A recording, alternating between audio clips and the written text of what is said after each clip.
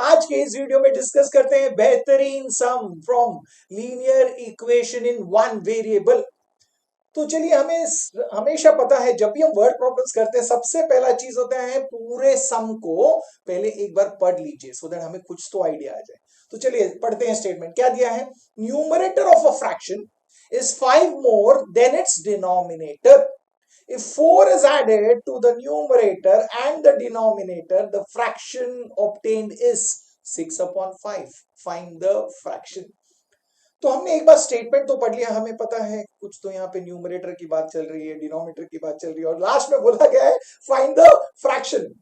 अब जब हम फ्रैक्शन की बात करते हैं, फ्रैक्शन मतलब हमें पता है it is always numerator upon denominator. तो अगर फ्रैक्शन फाइंड करना है तो हमें न्यूमरेटर पता होना चाहिए, डिनोमिनेटर पता होना चाहिए। बट न्यूमरेटर और डिनोमिनेटर क्या होगा, चलिए इसके बारे में कुछ तो इंफॉर्मेशन सम में दिया होगा। तो चलिए सबसे पहला सेंटेंस देखते हैं और सेंटेंस में क्या दिया है पढ़ते हैं। Numerator of a fraction is 5 more than its denominator. तो इस स्टेटमेंट में, यहां पे स्टेटमेंट में आप देखोगे न्यूमरेटर और डिनोमिनेटर दोनों के बारे में बोला गया है।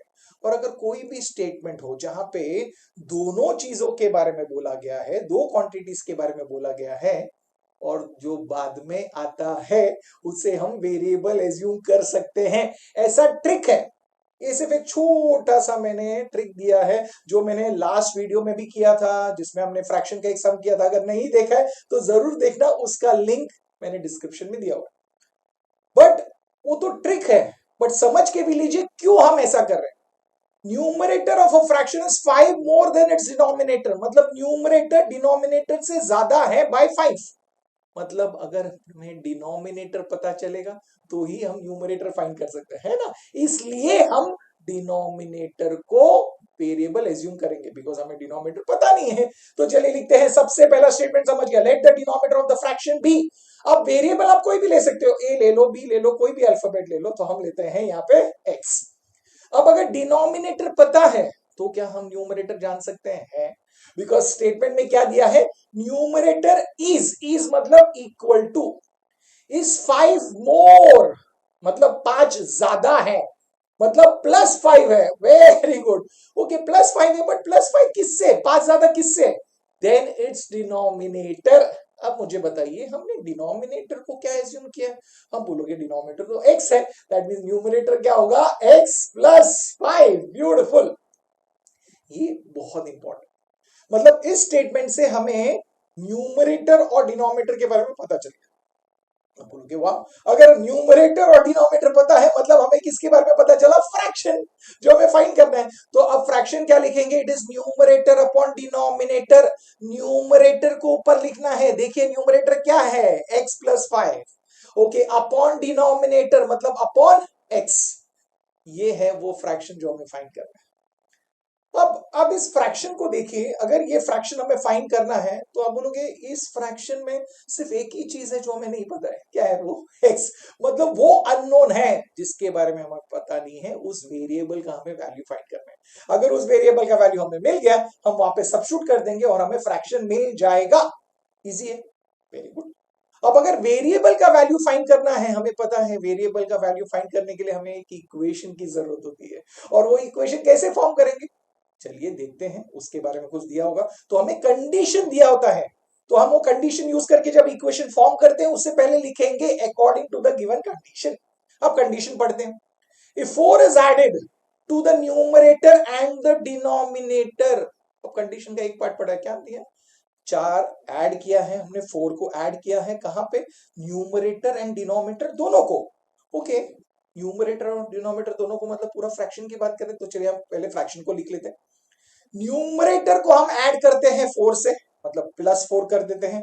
यहां पे बोला है denominator is also added by 4, मतलब डिनोमिनेटर में भी 4 ऐड करेंगे। ओके, अगर हम ऐसा कर दें तो मुझे बताइए अब जो हमारे पास फ्रैक्शन है वो ओरिजिनल फ्रैक्शन है क्या नहीं, ये नया फ्रैक्शन है। तो इसकी वैल्यू क्या है, देखिए आगे क्या दिया है, द फ्रैक्शन ऑब्टेन्ड, मतलब ये जो नया फ्रैक्शन मिला है, इज 6/5, मतलब ये जो फ्रैक्शन है it is equal to 6/5। Beautiful, मिल गया। ये क्या है ये इक्वेशन है, तो हमें इक्वेशन मिल गया।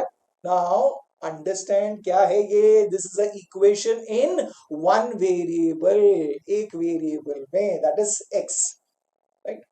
ओके, तो अभी आप बोलोगे हाँ हमने लीनियर इक्वेशन वन वेरिएबल, हमने इक्वेशन फॉर्म कर लिया, वेरी गुड। अब इक्वेशन फॉर्म करते हैं तो इसे क्या करना पड़ता है? सॉल्व करना पड़ता है। तो चलिए सिंप्लीफाई करते हैं। अब आप जब लेफ्ट हैंड साइड में देखोगे, न्यूमरेटर में देखिए क्या दिया है, x प्लस 5 प्लस 4। तो आप बोलोगे न्यूमरेटर को हम सिंप्लीफाई कर सकते हैं, बिकॉज 5 प्लस 4 कितना आएगा?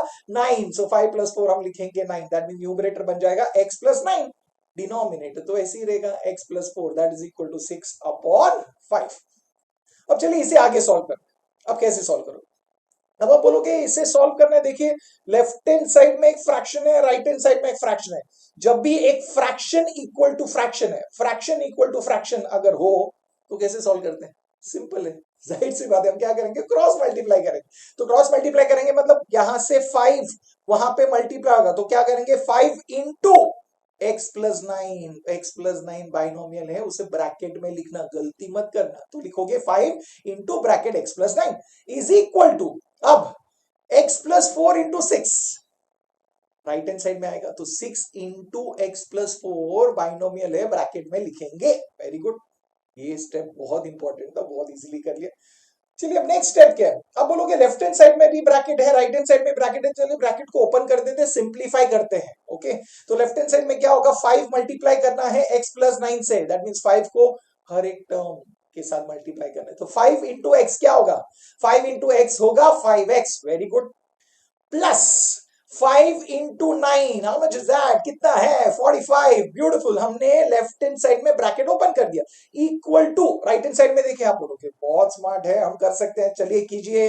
6 इंटू एक्स क्या आएगा? 6x, very good, plus 6 into 4 कितना है? 24, ब्यूटीफुल। दैट मीन्स हमने लेफ्ट हैंड साइड और राइट हैंड साइड को सिंप्लीफाई किया। अब देखिए आप क्या करोगे? अब हम बोलोगे ये तो बहुत सिंपल है, हमें पता है। हम क्या करेंगे? वेरिएबल टर्म्स को एक साइड में ले लेंगे, मतलब x के टर्म्स को एक साइड में ले लेंगे और कांस्टेंट्स को दूसरे साइड पे रखेंगे। अब 5x उधर है, आप बोलोगे 6x को हम उधर शिफ्ट कर देते हैं, तो प्लस 6x को वहां शिफ्ट कर देते हैं, बन जाएगा -6x। दैट मीन्स हमें मिलेगा 5x minus 6x is equal to, okay. अब राइट हैंड साइड में हम कॉन्स्टेंट्स को रखेंगे, राइट हैंड साइड में ऑलरेडी 24 है, प्लस 45 यहां आ जाएगा, तो बन जाएगा -45। सुपर, बताइए, इजी था? बहुत ही इजी था, very simple, isn't it? Very good. तो चलिए अब आगे कैसे सॉल्व करेंगे? आप सिंप्लीफाई कर लीजिए। अब बोलोगे लेफ्ट हैंड साइड में वेरिएबल टर्म्स है, लाइक टर्म्स है, सॉल्व कीजिए। 5x माइनस 6x, अब कोएफिशिएंट देखिए, 5 माइनस 6। ओके, मुझे बताइए 5 माइनस 6 डिफरेंट साइंस, मतलब आप क्या करते हो? अलग अलग साइन है, पहले सब्ट्रैक्ट करते हो, बिगर माइनस स्मॉलर। तो 6 माइनस 5 क्या लिखोगे? 1, दैट मीन्स 1 आएगा, 1x लिखेंगे, but sign of the bigger number, बड़ा नंबर वहां पे 6 है, उसका साइन है माइनस, दैट मीन्स हम लिखेंगे -1x, मतलब -x। वेरी गुड, आ गया लेफ्ट हैंड साइड। अब राइट हैंड साइड पे देखिए, 24 माइनस 45, मतलब अगेन डिफरेंट साइन, तो हम क्या करेंगे? पहले सब्ट्रैक्ट करेंगे, बड़ा number minus smaller number. 45 minus 24 कितना है? आप बोलोगे 45 माइनस 24 है 21, और sign of the greater number 45 है, उसका साइन है माइनस, तो लिखिए वहां पे minus. So minus x is equal to -21 है, नेगेटिव नेगेटिव। नेगेटिव नेगेटिव क्या बन जाएगा? पॉजिटिव। दैट मीन्स हमें x की वैल्यू मिलेगी, x इज इक्वल टू 21। याद रखना, माइनस माइनस कैंसिल मत करना, साइंस कैंसिल नहीं होते, तो नेगेटिव नेगेटिव पॉजिटिव बन जाता है, तो हमें कैंसिलेशन नहीं दिखा रहा है, तो होगा x इज इक्वल टू 21। अब बोलोगे वाह, x की वैल्यू आ गई, मतलब हम फ्रैक्शन फाइंड कर सकते हैं। अब मुझे बताइए फ्रैक्शन क्या है? x प्लस 5/x, तो लिख लीजिए। अब फ्रैक्शन फाइंड करने के लिए हमें x की जरूरत थी, x की वैल्यू क्या है? x की वैल्यू 21, तो चलिए सब्स्टिट्यूट कीजिए। न्यूमरेटर में क्या होगा? 21 प्लस 5, डिनोमिनेटर में क्या होगा? अपॉन 21। वेरी गुड, मिल गया, वेरी गुड। तो चलिए अभी सॉल्व करते हैं। 21 प्लस 5 कितना है? 26, 26 अपॉन 21। ओके, चेक कीजिए क्या ये दोनों हम और रेड्यूस कर सकते हैं? आप बोलोगे नहीं।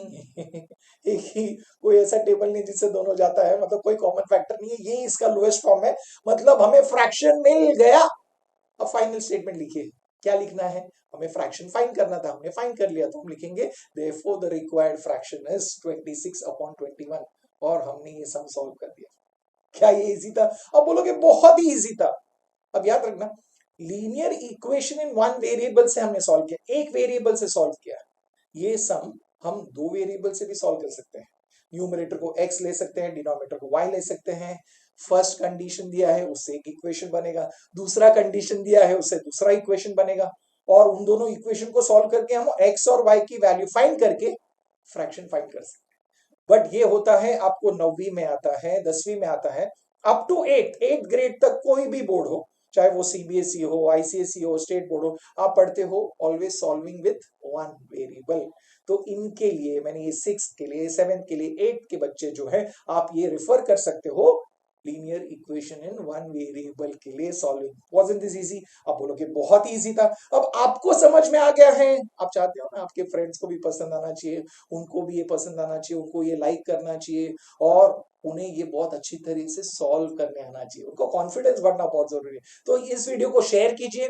वीडियो आपको पसंद आया है तो लाइक जरूर करना, और अब तक तो आपने चैनल को सब्सक्राइब किया ही होगा, नहीं किया है तो चैनल को अभी सब्सक्राइब कर लीजिए, और कमेंट बॉक्स में लिखना सम इज वेरी इजी, और मैं आपको मिलूंगा नेक्स्ट वीडियो में और एक बेहतरीन वर्ड प्रॉब्लम के साथ based on linear equation in one variable. Till then keep learning, keep smiling, keep sharing.